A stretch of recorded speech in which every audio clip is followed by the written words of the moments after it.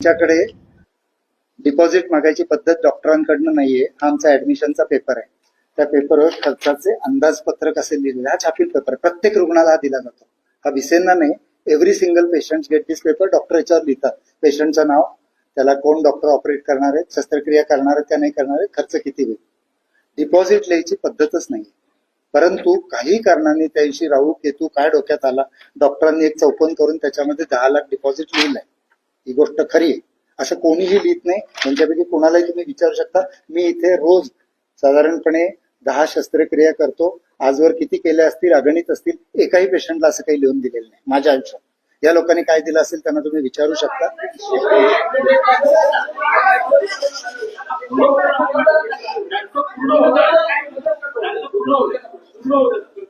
त्यामुळं डिपॉझिट जर काही समजा कोणाला घ्यायचं असेल तर ते बिलिंग डिपार्टमेंट डॉक्टरांशी बोलून समजून घेऊन त्या रकमेपैकी किती रक्कम घ्यायची असं फक्त काही सिलेक्टेड केसेसमध्ये ठरवतात. या केसमध्ये तशा प्रकारचं डिपॉझिट डॉक्टरांशी बोलून त्यांनी काहीतरी पेशंटला सांगितलं.